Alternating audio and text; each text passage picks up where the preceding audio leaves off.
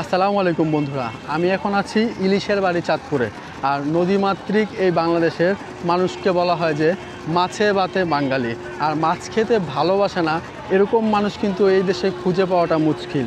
আর চাঁদপুরকে বলা হয় যে ইলিশের বাড়ি চাঁদপুর। আর মূলত আজকে আমার এই ভ্রমণ গল্পে আমি সারাদিন এই চাঁদপুরের আসল সৌন্দর্য আপনাদেরকে ঘুরে দেখাবো আর দেওয়ার চেষ্টা করব পরিপূর্ণ একটি ভ্রমণ গাইডলাইন। তো বন্ধুরা, সাথেই থাকুন।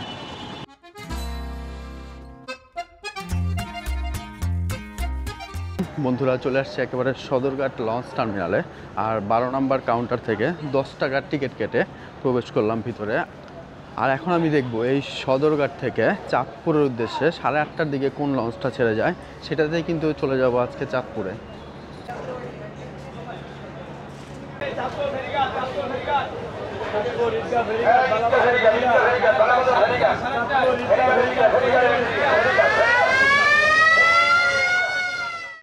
বন্ধুরা, মূলত এই পাশ থেকে অসংখ্য আপনারা চাঁদপুরের লঞ্চগুলো পেয়ে যাবেন এক সিরিয়ালে। এখানে দেখলাম যে একটা লঞ্চ ছেড়ে যাবে আপনার 8:30 আর ওই পাশে আরেকটা লঞ্চ আছে যেটা 8:35 ছাড়বে। সেটা দেখি ওই লঞ্চটা কেমন। এটা আমার কাছে খুব একটা ভালো লাগলো না, সেজন্য আমি সামনে দিয়ে এগোচ্ছি। যদি ওই লঞ্চটা আমার ভালো লাগে তাহলে আমি ওইটাতে উঠে যাব। আর এর পাশে দেখতে পাচ্ছি যে চাঁদপুরের আরেকটা লঞ্চ যেটা বোগদাদিয়া 7, এটাতে আজকে আমি যাব আসলে।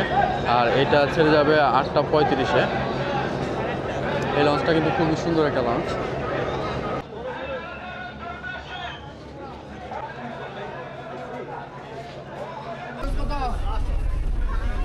বন্ধুরা, আমি এখন আছি একেবারে ওপেন ডেকে, যেটা নিচতলায়। আর এখানে যদি আপনারা টিকিট কাটেন 180 টাকার টিকিট কাটতে পারবেন।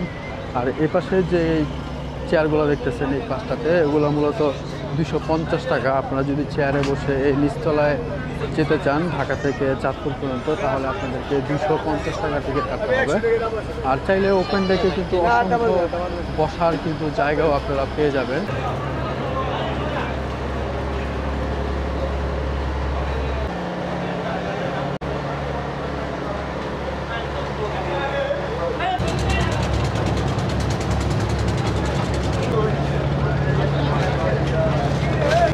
আর এখন আমি আছি এই লঞ্চের দ্বিতীয় তলায়, যেটা একেবারে ওপেন ডেক।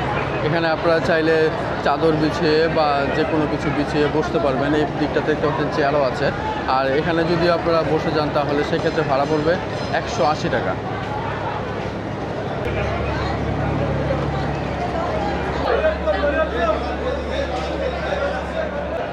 বন্ধুরা, আমি এখন চলে আসছি একেবারে বোগদাদিয়া 7-এর যে কেবিনগুলো আছে সেই কেবিনের ভিতরে। এই পাশে দেখতে পাচ্ছেন যেটা সিঙ্গেল বেডের কেবিন।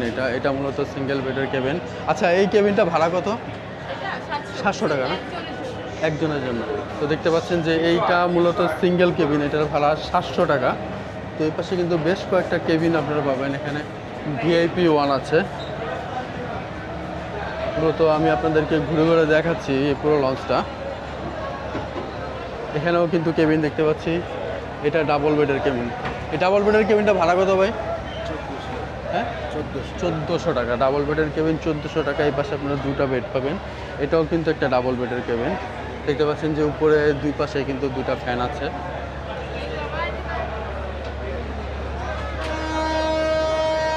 এই দিকটাতে দেখতে পাচ্ছি যে ওয়াশরুম আছে।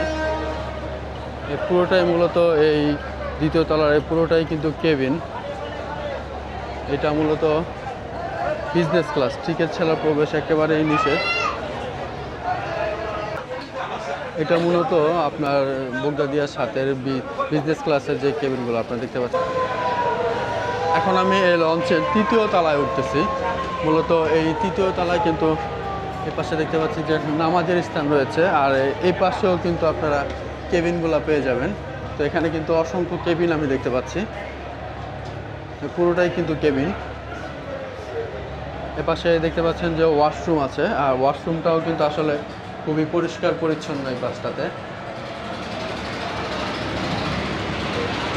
এই দিকটাতেও ওয়াশরুম আছে। এখানে হাইকমোড আছে। দেখতে পাচ্ছি যে আসলে লঞ্চটা খুবই সুন্দর। আর এদিকটাতে পুরোটাই কিন্তু কেবিন, সবগুলাই কেবিন। এখানে AC নন AC 2 ধরনেরই কেবিন আপনারা পেয়ে যাবেন। বন্ধুরা আমি এখন আছি একেবারে বোগদাদিয়া 7 লঞ্চের যেতে তৃতীয় তলায়। মূলত এই দিকটাতে যে কেবিনগুলো আছে সবগুলোই কিন্তু এসি কেবিন, আর এগুলোর ভাড়া 1600 টাকা। আর আপনারা কিন্তু ওই দ্বিতীয় তলায় কিন্তু বেশ কয়েকটা নন এসি কেবিনও পাবেন। আপনারা চাইলে এসি কেবিনও নিতে পারেন, সেক্ষেত্রে আপনারা নন এসি কেবিনও নিতে পারেন। আর এটা কিন্তু ডাবল বেডের এসি কেবিন। এখন ঘড়িতে সময় সকাল 8:35 আর এইমাত্র আমাদের এই বোগদাদিয়া 7 লঞ্চটা সদরঘাট লঞ্চ টার্মিনাল থেকে কিন্তু ছেড়ে গেল চাঁদপুরের উদ্দেশ্যে। তো এখন আমরা দেখব যে কতক্ষণ সময় লাগবে চাঁদপুর গিয়ে পৌঁছতে আমাদের।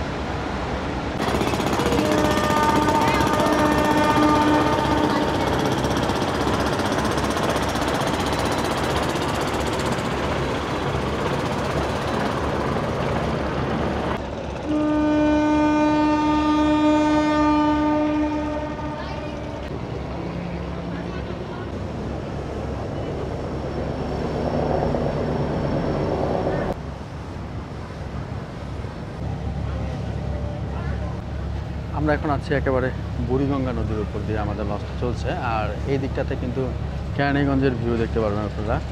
আর চমৎকার ভিউ দেখতে দেখতে এই সকালে আমাদের লঞ্চটা ছুটে চলেছে চাঁদপুরের উদ্দেশ্যে। আর এখন ঘড়িতে সময় 8:50, প্রায় 15 মিনিট হয়ে গেল আমাদের লঞ্চটা ছেড়ে এসছে সদরঘাট লঞ্চ টার্মিনাল থেকে। আর দেখব এই যেতে যেতে আমাদের এই নদীমাতৃক দেশ বাংলাদেশের নদীর অপরূপ সৌন্দর্য দেখতে দেখতে আমরা চলে যাব একেবারে ইলিশের বাড়ি চাঁদপুরের উদ্দেশ্যে।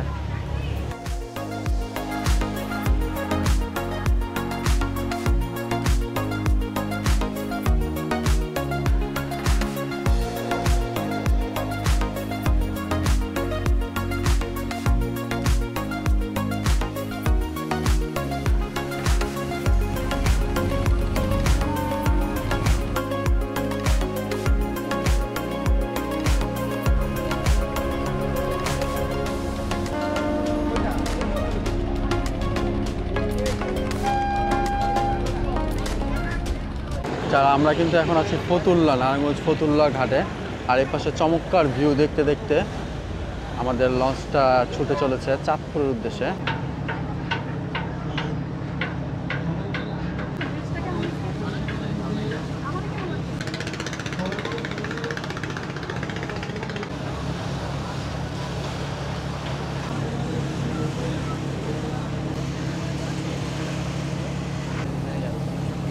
সমিতি থেকে আপনারই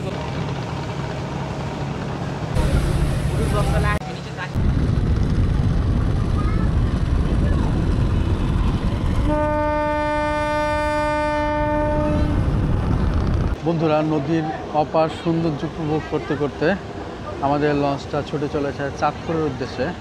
আর এখন আছি ধলেশ্বরী নদীর উপরে। আর আমার ঠিক এপাশে দেখতে পাচ্ছেন যে আপনার ক্রাউন সিমেন্ট এগুলোর ফ্যাক্টরিগুলো, মূলত এখন আমরা মুন্সিগঞ্জ যাচ্ছি।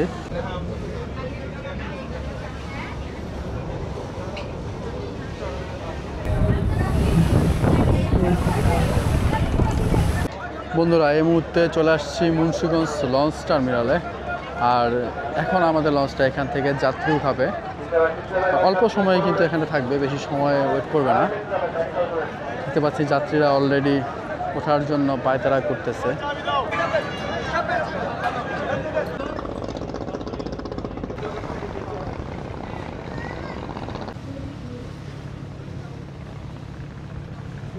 বন্ধুরা আমি এখন আছি বোগদাদিয়া 7 লঞ্চের একেবারে উপরে। এখান থেকে মূলত সারেং লঞ্চকে পরিচালনা করে। আর এই পাশে চমৎকার আপনারা একটা ভিউ দেখতে পারবেন। আর এই দিকটাতে আসলে ওঠা কিন্তু নিষেধ, কারণ এখান থেকে পুরো সামনের যে ভিউটা পরিষ্কার যদি না দেখা যায় তাহলে কিন্তু আসলে সারেং ভালো করে লঞ্চটা পরিচালনা করতে পারে না। আমি পারমিশন নিয়ে ভিতরে আসলাম। আর এখান থেকে কিন্তু আপনারা চমৎকার নদীর একটা ভিউ দেখতে পারবেন। আর এই মুহূর্তে আমরা মেঘনাতে প্রবেশ করলাম। ধলেশ্বরী শেষ হয়ে গেছে। আর এ পাশে নদী কিন্তু অনেক বড়, ধলেশ্বরীটা একটু ছোট নদী, আর মেঘনা নদীটা আসলে বিশাল একটা নদী। আর এখানে দেখতে পাচ্ছেন একের পর এক কিন্তু লঞ্চ ছুটে চলেছে যার যার গন্তব্যে। আর প্রচুর বালুর যে ট্রলারগুলো আপনারা দেখতে পারবেন। মূলত এই পাশটাতে অসংখ্য যে ড্রেজারগুলো দেখতে পাবেন, সারি সারি ড্রেজার কিন্তু এখানে রাখা আছে। এখান থেকে বালু উত্তোলন করা হয়।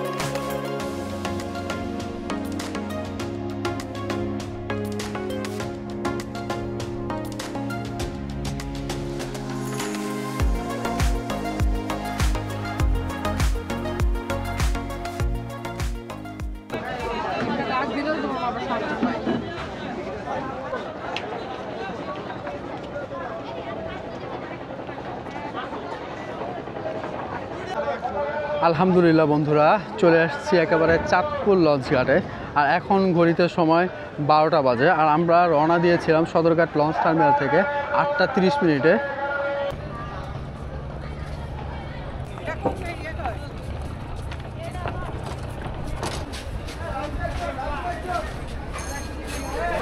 চাঁদপুর লঞ্চ ঘাট থেকে নামার পরে আপনারা এখানে অসংখ্য সিএনজিগুলো পেয়ে যাবেন। এখানে দেখা যাচ্ছে যে রায়পুর 120 টাকা, রামগঞ্জ 150 টাকা, সোনাপুর 150 টাকা সাইনবোর্ড দেওয়া আছে। সাইনবোর্ডের নিচেই মূলত এই অটোগুলো থাকে। আমরা এখন চাঁদপুর লঞ্চঘাট থেকে এই ব্যাটারি চালিত যে অটোগুলো আছে জনপ্রতি 15 টাকা ভাড়ায় চলে যাচ্ছে একেবারে বড় স্টেশন।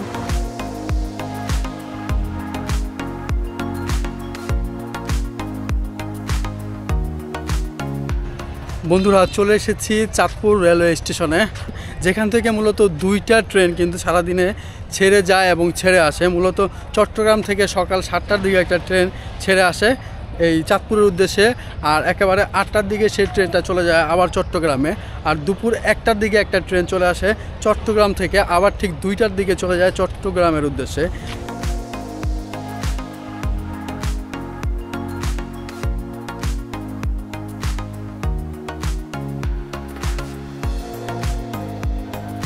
বন্ধুরা, দেখতে পাচ্ছেন যে আমার ঠিক সামনেই ট্রেনটা চলে আসছে। আর আমি আপনাদেরকে আগেই বলেছি যে চাঁদপুর রেলওয়ে স্টেশন থেকে সারাদিনে মাত্র 2টা ট্রেন ছেড়ে যায়। একটা সকালে 7টার দিকে আসে চট্টগ্রাম থেকে আর 8টা বাজে ছেড়ে যায়। আর আরেকটা ট্রেন আসে 1টার দিকে এবং সেই ট্রেনটা 2টার দিকে ছেড়ে যায়।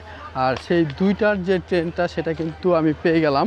আর আমার ঠিক সামনেই দেখতে পাচ্ছেন যে চট্টগ্রামের উদ্দেশ্যে একটা ট্রেন কিছুক্ষণের মধ্যে কিন্তু ছেড়ে যাবে এই চাঁদপুর রেলওয়ে স্টেশন থেকে।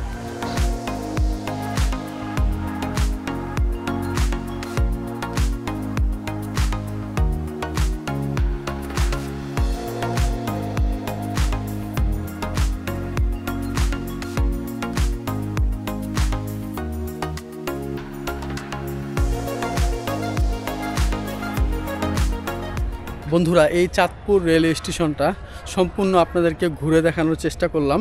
আর এখন আমি চলে যাব বাংলাদেশের সবচাইতে বড় ইলিশের বাজারে।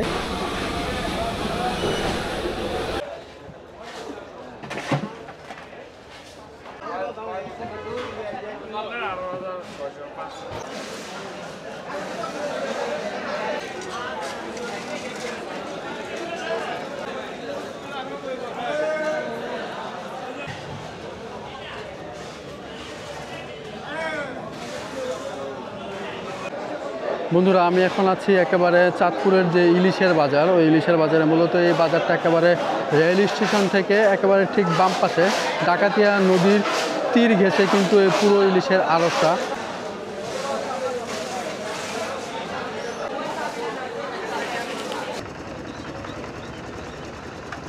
বন্ধুরা, আমি এখন আছি এই চাঁদপুরের অত্যন্ত জনপ্রিয় একটি স্থান, যেটাকে বলে ইলিশ চত্বর। আর আমার ঠিক পেছনেই দেখতে পাচ্ছেন খুব চমৎকার একটা ইলিশের রিপ্লেকা বানানো আছে। আপনারা যারা চাঁদপুরে আসবেন অবশ্যই এই ইলিশ চত্বরের সৌন্দর্যটা দেখে যাবেন। আর আমি এখন আপনাদেরকে এই ইলিশ চত্বরের বেশ কিছু ফুটেজ দেখাবো। আর এটা দেখার শেষে কিন্তু আমরা চলে যাব একেবারে 3 মোহনার দিকে। মূলত এই দিকটাতে 3 নদীর মোহনা আছে, মূলত পদ্মা, মেঘনা এবং ডাকাতিয়া, এই 3টা নদী কিন্তু এখানে একত্রিত হয়েছে। আর এই 3 মোহনার যে সৌন্দর্য সেটা আমি আপনাদেরকে দেখাবো।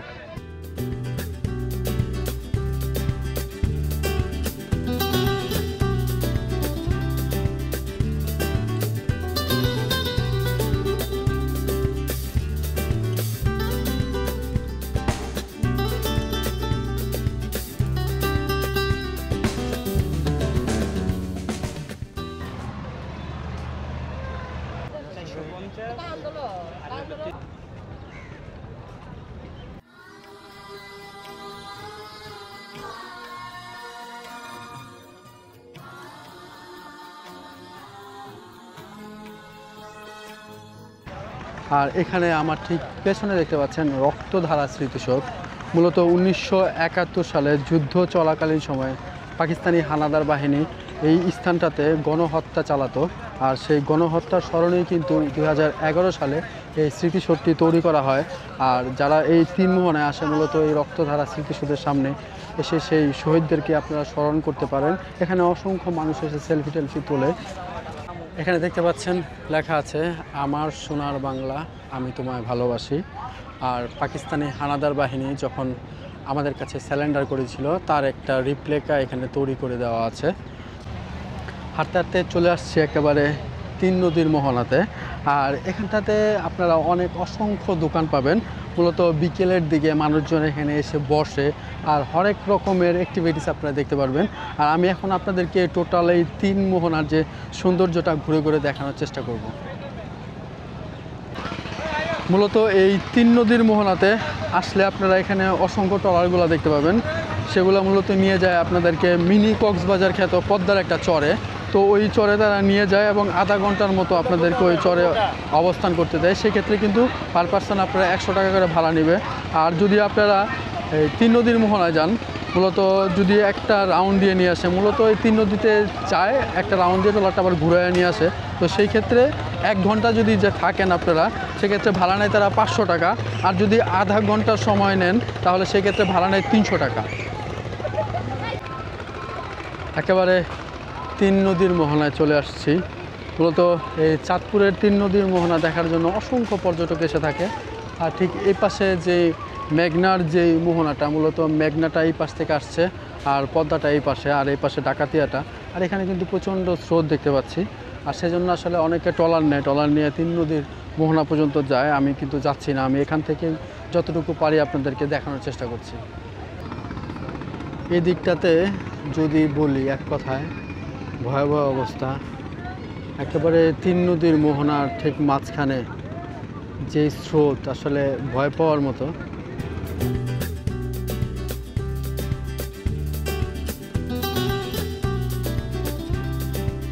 অটোতে উঠে গেলাম, 15 টাকা ভাড়ায় চলে যাচ্ছি একেবারে অঙ্গীকার ভাস্কর্য দেখার জন্য।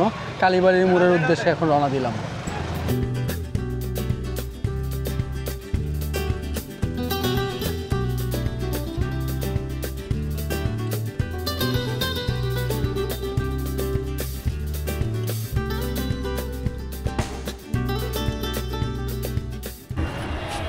বন্ধুরা, আমি চলে আসছি একেবারে অঙ্গীকার ভাস্কর্যের সামনে। আমার ঠিক পেছনে দেখতে পাচ্ছেন যে অঙ্গীকার ভাস্কর্য, মূলত এটা হাসান আলী যে মাঠটা আছে তার ঠিক সামনেই কিন্তু এই অঙ্গীকার ভাস্কর্যটা। মূলত 1989 সালে আমাদের প্রয়াত রাষ্ট্রপতি মরহুম এরশাদ সাহেব এটা উদ্বোধন করেছিল।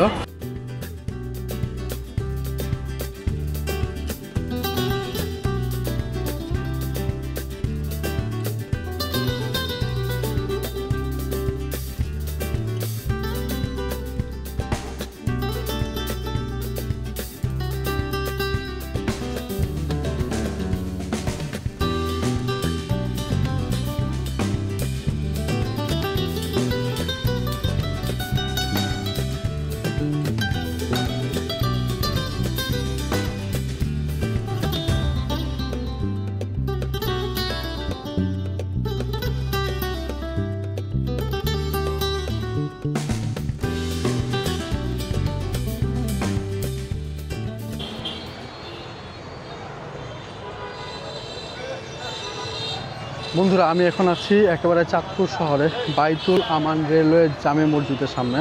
আর এখন আসরের নামাজ আদায় করলাম।